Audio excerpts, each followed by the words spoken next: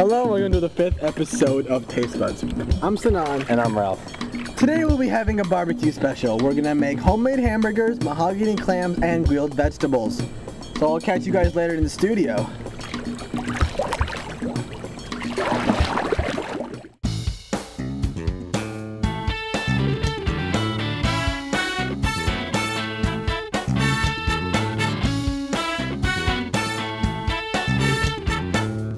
Now that we're back in the studio, I'm gonna start making the hamburger meat. The first thing I need is 1 pound of fresh ground beef, defrosted.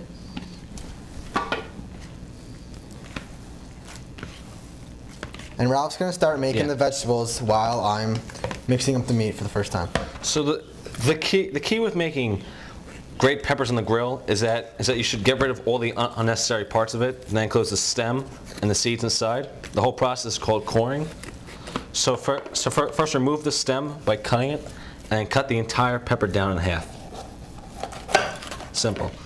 And then once you get inside, take a spoon, get rid of all the scraps, seeds and everything. Now as you can see, I'm putting my hands continuously in water to make sure that the meat doesn't stick to my hands. So when you're working with meat, you want to have a cup of water continuously wetting your hands. Now, to add to the meat, the first thing I want to add is an onion. Now what I did to the onion is I grated it so that this is the finest I could get it, because you don't want chunks of onion in the meat. You just want that taste. Like even this, accidentally. You don't want that chunk, you just want the mashed onion grated. So I'm just going to put that right in the meat. Now before I start mixing everything together, I want to add everything. So I'm just going to wet my hands. Next thing I want to add is a 1/4 teaspoon of paprika.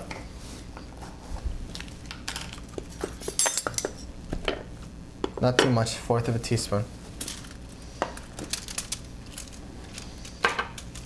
Next thing you want to add is a 1/4 teaspoon of cumin.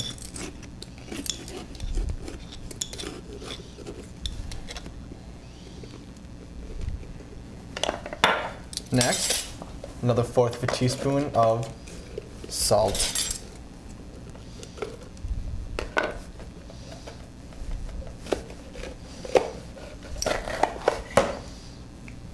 Pepper. You can eye the pepper however much you want to put in. Alright. Black pepper. Make sure it's black pepper.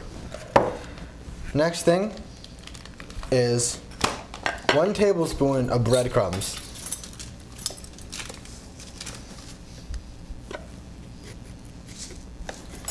Last thing I want to add is oregano. Now, when you're adding the oregano, keep in mind, some people like to put in so much oregano that you can actually see the herb when you're cooking it. It's just in the meat. I just like to add enough so I can get the flavor of it, like that. Not too much. Now, once everything is added to the meat, now is when I start mixing it all together. I'm going to start preparing the asparagus. Asparagus is probably one of the most simple vegetables to prepare, just like broccoli. All you really have to do is take the asparagus and at the bottom, just bend it. And the hard part of the asparagus will just come right off. And then all you do is just dispose of that. And what it should leave you with is about a little more, half of the asparagus left, and that'll be what you're cooking. What you want to do to make patties is you want to take the meat,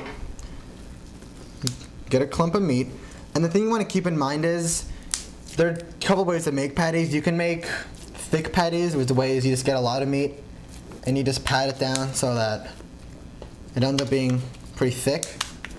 And you want to put them on a plate. Now the thing about putting on a plate is, if you stack them, they're going to stick. So if you really want to stack them and put them in a smaller plate, you should have a layer of saran wrap in between so that they don't stick when you put them on the grill. So I'm just going to continue getting a chunk of meat, patting it down into a patty. This recipe makes various number of burgers because it depends on how you make the burgers. If you make them thick, if you make them small and thin. So it's up to you how many burgers you need and what kind of burgers you want. Alright, now as I'm finishing up with these burgers, the next thing I have to do to them is put them in the refrigerator for at least half an hour. What that's going to do is all the ingredients and the meat, they're all going to settle together so that when you cook them you get all the flavor that you want. Just want to make sure that none of them are touching so they don't stick to each other. Alright, so I have 5 good thick burgers here and I'm going to put them in the refrigerator for at least half an hour. You can leave them in overnight if you want to grill them the next day, but at least half an hour before cooking.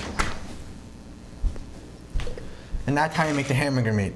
And Ralph's going to finish up putting the olive oil and sea salt, right? Mm-hmm. Sea salt on the mushrooms. And you put them on all the vegetables, right? Yes, all the vegetables. Including the asparagus and the peppers. Yep. All right. So I'll just continue with that.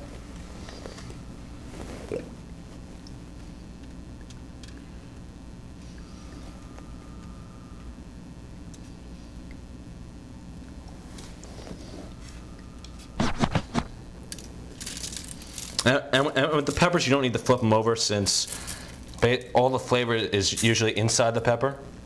And so that the peppers basically act as a cup. Is there a reason you're using sea salt instead of a regular table salt? Oh, not really. Is it a taste? Just a taste. I mean, you usually whenever you go to a restaurant to get more of a Mediterranean feel for it, sea salt they would use more often. Yeah. So we just finish up with these last 2 peppers. And then next we're going to move on to the asparagus, right? Everything. Yep. Everything's is going to get a coat of olive oil and sea salt. Yes. Good. Now the next thing we're going to move on to, we're going to grill is clams. And this is Ralph's area of expertise, seafood. So Ralph's going to take us through the clams. Yes.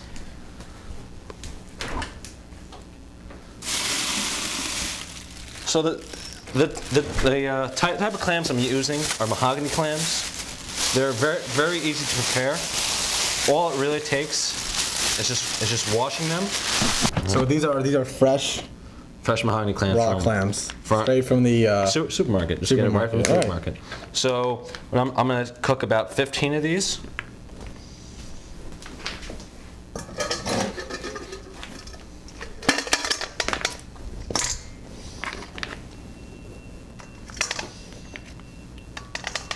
You're not going to add any olive oil, sea salt to them. They're already ready to cook. They're already ready to cook. Yeah. All right. We'll get to the extra flavor after we actually cook them. All right. So we're about then. All it takes is just a little washing, and they're ready to go.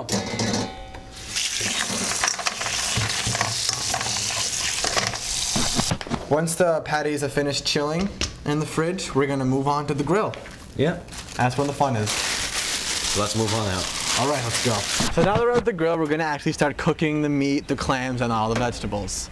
So what you want to do with the patties are, Ralph, can you hold these for me? You're going to take each individual patty, put them on the grill, and be very careful.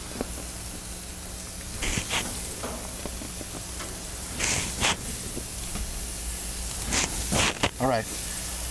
And Ralph, you're going to put the vegetables on. So first thing we're going to do is take the asparagus, and we're going to put it on the same plate that we prepared it on, so all the oil is absorbed, and so that it doesn't cook too fast. And then we're also going to take all the, or at least most of the peppers, and put them on here.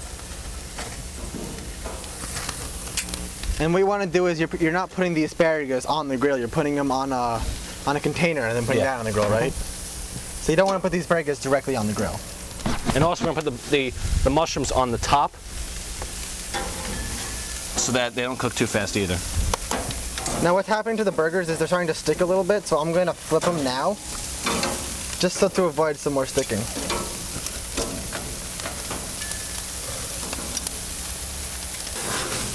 Okay, also, you'll know when all these vegetables are ready.